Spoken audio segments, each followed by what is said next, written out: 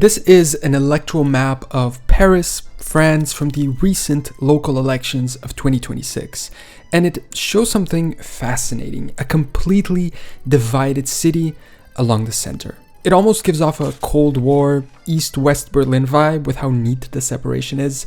There's no wall, and there's a few exceptions here and there, but the point is the West votes for the right and the East votes for the left. An interesting inversion, given that on most maps, East is right and left is west, unless you're a dwarf in Lord of the Rings, in which case North is left, I think, but my Tolkien geekiness isn't really relevant here. Actually, it's interesting because, in case you don't know, the reason why we call it right and left in politics actually comes from France itself. It originated from the physical seating arrangements of the French National Assembly during the French Revolution in 1789. Delegates who supported the king, the monarchists, and supported keeping traditional social structures sat on the right side of the presiding officer, while those who wanted radical changes, including the removal of the monarch himself, sat on the left. But anyway, back to the 26th election. I saw this map pop up on my feed a few days ago after the Socialist candidate Emmanuel Grégoire beat the right-wing candidate Rachida Dati by 50 to 41%. And I just needed to take a deep dive to find out why there is such a clear political and geographical division here. So here's what I found.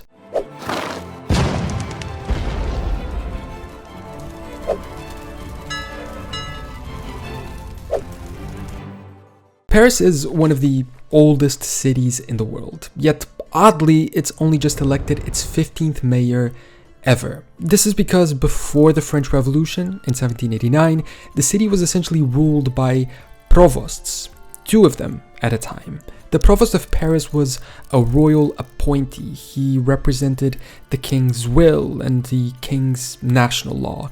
The second figure was the Provost of the Merchants, representing the city's commercial interests.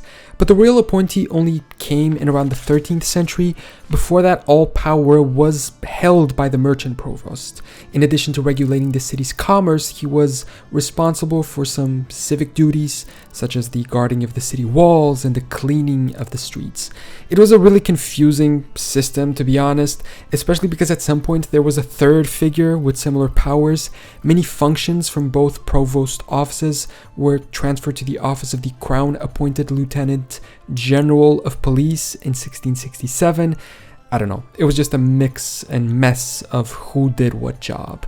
But the last one of the merchant provosts was this guy, Jacques de Flesselles. He was murdered by the revolutionaries that same year of the revolution in 1789. He was lynched during the storming of the Bastille. The revolutionaries established a revolutionary government called the Commune of Paris, initially led by Jean-Sylvain Bailly, the first titled mayor of Paris, which they elected. The mayor's office was very important during the critical phases of the revolution, and during Robespierre's reign of terror between 1793 and 94, it was very decisive in the discovery, pursuit, and execution of all those suspected counter-revolutionaries. Many of them weren't counter-revolutionaries, they were just enemies of whoever was in charge. The Paris Commune was a fascinating experiment. It kind of deserves its own entire video. It essentially ruled most of the city for 2 months. It fought against German invaders and then the French army itself, as it wouldn't recognize the authority of the National Republic, and tried to become independent as a city until being suppressed by the French army itself. It was right after the revolution.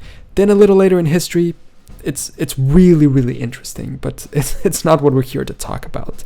In July of 1794, after the 9th Thermidor, the coup d'etat that deposed and executed Robespierre and his followers themselves, the office of mayor was abolished. It was perceived as too powerful and too much of a threat to the national government. And so they had a period who some people call the Long Silence. It lasted from 1871 to 1977, and for almost over a century, Paris was the only city in France without a mayor, the only major capital without a mayor. It was ruled directly by the prefect of the Seine. He was a state official. This was a deliberate move by the government to neuter the potential revolutionary capital. The prefect was essentially what we would now call a regional governor. He ruled over Paris's suburbs too, not just the metropolitan area. I think the Seine department lasts until today, and it oversees a huge area outside Paris, so you can imagine the city's interests weren't necessarily the biggest thing in mind when ruling such a big area. For that entire time, Paris was the only major city in the country without its own mayor. It had less autonomy than even the smallest countryside village. They started electing a municipal council a little later in the 1800s, but it had no effective power. But in the 1970s, Parisians said enough. They wanted their mayor back, and the position was created again. In 1975, Parliament passed a bill re-establishing an elected mayor for Paris beginning in 1977. The bill was signed by President Valéry Giscard d'Estaing on the 31st of December of 1975. And in March of 1977, after the first formal municipal election in over a century, former Prime Minister Jacques Chirac was chosen as the mayor of Paris, a position he held until 1995, when he was elected president of France. Chirac was a right-wing politician, kind of centrist, moderate conservative, according to most, and the fact that he would go from being prime minister to mayor of Paris shows you just how important and powerful that role really is in French politics, or at least it was, just like the century-old government's thought. Chirac was the 11th mayor of Paris, but the first of a modern era. His party was able to keep ruling the city for a while, first with him between 1977 and 95, and then with his successor, Jean Tibéri, until 2001. But after that, things changed. The Socialist Bertrand Delanoë became mayor in 2001. As the world was entering a new millennium, Parisians started turning left in their political beliefs. Delanoë ruled until 2014 and was then succeeded by his deputy, Anne Hidalgo, also from the Socialist Party, and the current mayor until right now in 2026, when one of her own deputies, Emmanuel Grégoire, won the most recent election. He will become the 15th mayor of the city, the third socialist in a row who continues a winning streak of over 25 years. But while his victory was quite expressive in terms of percentage, he got 50.5% against the right-wing candidate 41.5%. His victory was mostly won on the east side of the city because in the west, the right mostly won. There's some specks of blue in the east and red in the west, but it's really quite remarkable because you can even see how the majority of right-wing voters are concentrated on the further west neighborhoods, while the left has most of their supporters in the further east, northeast ones, with both fading towards the center of the city. So we have to figure out why this happens. As with most things in the world, it has to do with history. In this case, mostly connected to what happened in the city in the 17th, 18th, and 19th centuries.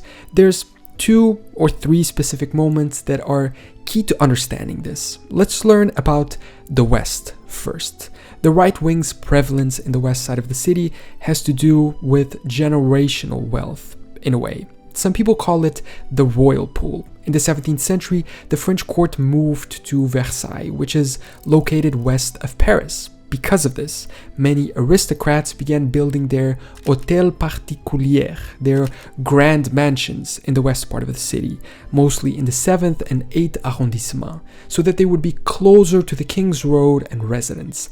And this turned the area into the seat of the city's aristocracy, high class and high finance, while in the east side, a little later, the opposite happened. And here it has to do with a surprising element: climate. Prevailing winds in Paris blow from the west to the east. Because of this, during the Industrial Revolution, most factories were built in the east side of the city, in the 11th, 12th, 19th, and 20th arrondissement, so that the smoke and smell and pollution would blow away from the city instead of into it, and especially so that it wouldn't blow into the already established rich western neighborhoods. Now, at the time when you worked in a factory, part of your payment was usually housing right next to it. Or even if it wasn't part of the payment, you would ideally find a residence nearby so as not to have a long walk or commute to work. This caused a concentration of working class people, many of them immigrants, in the east side of the city. Later, in the 1850s and 1870s, there was also the Haussmann renovation, a massive urban renewal project that essentially made the Paris that we know today from an architectural point of view.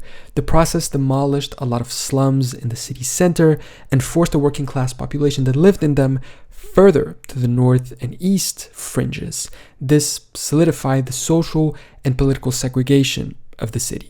Now, it's not a mandatory thing that rich people have to vote for the right and poor people for the left. There's exceptions on both sides, but there isn't necessarily a connection there. Rich people are more satisfied by the status quo and don't need what is seen as progressive policies or a welfare state to benefit from. So they're more likely to vote for conservative parties that want to keep things as they are, while poor people understand the need for a welfare state and want the system to change so that more people can benefit from the wealth of a nation rather than just the top 1% established and hereditary elite.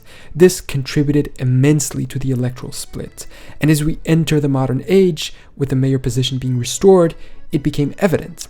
Now, I couldn't find the maps from the 1977 elections or the 1995 ones, but from 2001 onwards, at least, this was the case. The left wins in the east and the right wins in the west. Every single time. There's also an important element here, which is that the worker houses or apartments in the east tend to be smaller, so that allows for a higher concentration of people and more votes to the left, while in the west part of the city, the rich people live in bigger houses. They might have bigger households and families, but I don't know. I think there's less votes per square kilometer, kind of. Either way, it's a trend. When you look at national elections for the parliament, it's the same. In the 2024 legislative elections, the west side of the city voted for Macron's Ensemble, a center-right movement, while the east voted for the left-wing coalition. The exception was the 2022 presidential election, when the entire city voted for Macron instead of the extreme right candidate, Le Pen. But in the first round of the election, it was a different story. It shows that even Paris's right-wing voters prefer a centrist than an extremist, and the left-wing voters prefer voting for a moderate right-winger than to do not voting or allowing a worse one to be elected. It'll be interesting to see what happens moving forward in other elections, but I find it really fascinating that the impact of events hundreds of years ago with royal palaces and smoky factories still influence the electoral results of modern times. Not to mention the fascinating existence of Paris as the only capital city of the world without a mayor for over a century, or its brief attempt at being an independent communist city-state. It's really one of the most fascinating cities in the world, so I don't know, let me know if you want more videos about it.